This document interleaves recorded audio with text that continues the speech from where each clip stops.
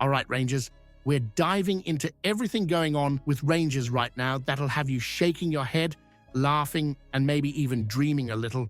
From Philippe Clement's frustrations with Badami's latest performance, to a list of ex-Rangers players who might just be ready for a reunion, to a cheeky bit of speculation involving none other than Elon Musk. Aye, you heard that right. And listen, if you think Celtic's problems with dodgy penalties and VAR are laughable, wait till you hear about Steven Gerrard and the possible pay cut he'd need to take to come back to Rangers. It's a soap opera in light blue, and each headline today's got a twist. So grab your seat, hit that like button, and stick around as we get into all the wild, weird, and wonderful news coming out of Rangers this week. This one's going to be good.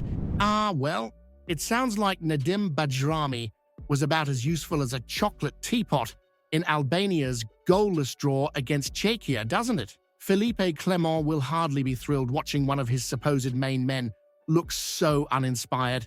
Badami's been quite good in light blue this season, but on international duty, different story entirely. Played on the left wing, again, not his ideal spot. He seemed like a complete non-factor, barely causing a ripple in a game that was already quieter than a Sunday morning at Rangers after a big night out. Now, they had him out there for 72 minutes, but despite that, he was just there, really. One touch in the opposition box, 2 shots that might as well have been hopeful punts, and a grand total of 0 crosses finding their mark. That's not exactly how you win over the Rangers faithful, is it? And it's not doing much for Albania either.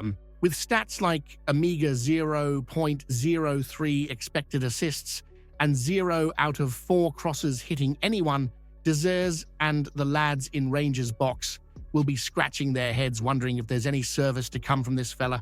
Defensively, well, that's even less inspiring. Just 2 ball recoveries, and he's winning about as many tackles as my granny would in her slippers. Yes, he managed a handful of dribbles and ground duels, but for a supposed attacking threat, it's not exactly striking fear into the hearts of defenders, is it? So here's the real question for you lot. Is Badami going to be just another expensive signing who shines in flashes but vanishes when it really matters? Or should we be asking if Clement's using him all wrong? Now, here's a funny one.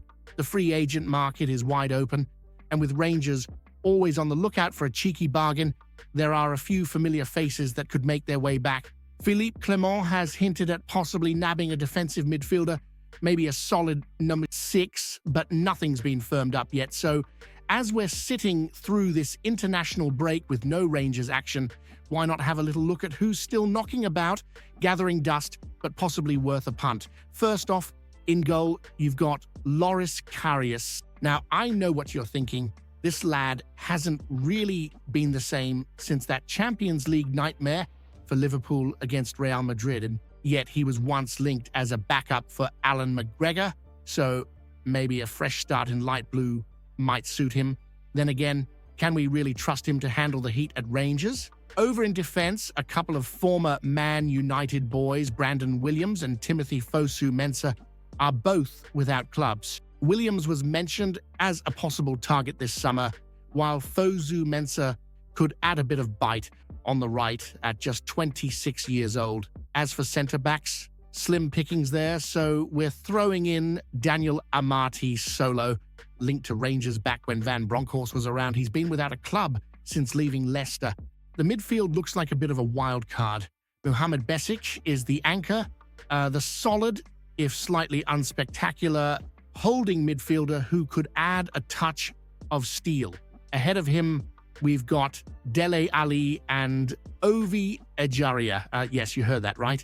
Both lads have had their off-pitch struggles, but could they be revived under Clement's guidance?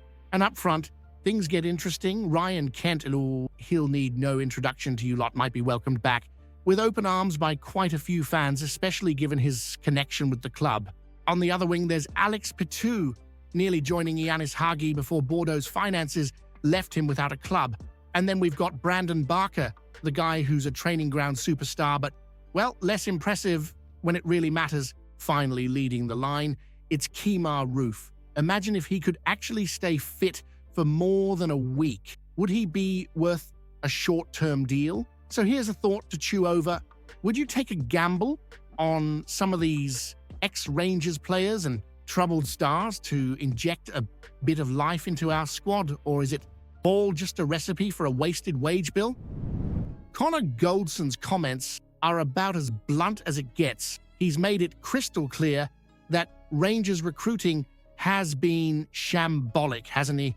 The man spent 6 years in light blue, seen it all, and now he's calling out what so many fans have been thinking.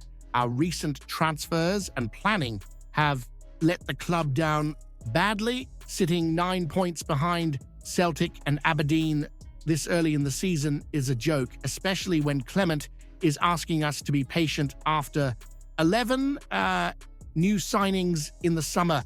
It's no wonder fans are getting restless. Goldson's quick exit to Aris Limassol over the summer was a shock too, wasn't it? No chance to say goodbye, nothing. He's over there enjoying sunny Cyprus, but he's still clearly bitter about how it ended. You've got to feel for him after 300 games being shoved out the back door like that. He's even said the new hierarchy, not Clement, wanted him gone, but that doesn't erase all he gave Rangers, does it? We all remember him as one of our most reliable, tough as nails defenders. Even last season, while he admits he was knackered from having just 1 day of pre-season before jumping into match after match, he still played through it all, and the man was a workhorse. And he's absolutely right about the recruitment issues. For years, we've watched quality players walk away on free transfers without us getting a penny. Too many chances to cash in or build on a solid squad have been squandered. Goldson pointed out that the failure to properly build on the 2021 title win is what's biting us now. We didn't strengthen when we had the chance, and now we're paying the price, struggling to keep pace in the league. So here's the million-pound question for you. Did the Rangers board make a massive mistake by letting Goldson go, especially now as we're scrapping to keep up in the league? Or was it time to move on and focus on fresh blood, even if the new recruits haven't exactly hit the ground running? Good old Tam Cowan. Couldn't resist a dig, could he? According to him, Rangers need Elon Musk himself to close the gap with Celtic because apparently only a billionaire genius with a penchant for rockets and car factories could solve our woes. Now, wouldn't that be a sight? Musk landing his spaceship in Glasgow, checking out Rangers, maybe buying us a new midfield while he's at it. But in all seriousness, the joke's just the tip of the iceberg with how the outside world is viewing Rangers' current state. Philippe Clement's clearly in a tight spot. 9 points off the pace behind Celtic and Aberdeen. And despite a decent Scottish Cup run and Europa League standing, the league performance just isn't cutting it for a club like ours. Tam's suggestion of Derek McInnes as a potential replacement isn't exactly filling anyone with excitement either, is it? He's a solid manager, sure, but would that kind of appointment be more steady hand than big ambition? So here's the question for you. Is it time to look outside the usual suspects and aim for a manager with serious pedigree, or is someone like McInnes the sensible choice to steady the ship for now? So Steven Gerrard back at Rangers, it's got a nice ring to it, doesn't it? But as the reality stands, it's going to cost him, literally. The man's over in Saudi Arabia right now, likely pulling in a salary that could fund half the Scottish Premiership. And if he were to come back to Rangers, he'd need to accept a serious pay cut. Dan Plumley, the football finance expert, reckons Gerrard would have to leave a fair chunk of his new Saudi fortune behind to return to the cold, damp nights of Glasgow. But let's be honest, would he really want to, especially for a club that's currently 9 points adrift in the league? Keith Jackson suggests Dave King would be right behind Gerrard's return to Rangers, though. And to be fair, plenty of fans would too. After all, he did bring us that unforgettable 55th title, didn't he? It's hard to forget the spirit he brought back to the club, the fight and ambition he demanded from the players. Yet the idea of him returning feels like looking backwards at a time when we desperately need to move forward, building on our successes with fresh ideas. But here's the big one for you. Should Rangers be trying to lure Gerrard back, or is it time to find a manager who's ready to commit long-term without needing a payday like what Gerrard's used to now? Comment below what you think about the news. Don't forget to leave a like on the video to help me out. I post videos every day talking about our Rangers, so if you're not subscribed, you're missing out on the latest news. See you soon.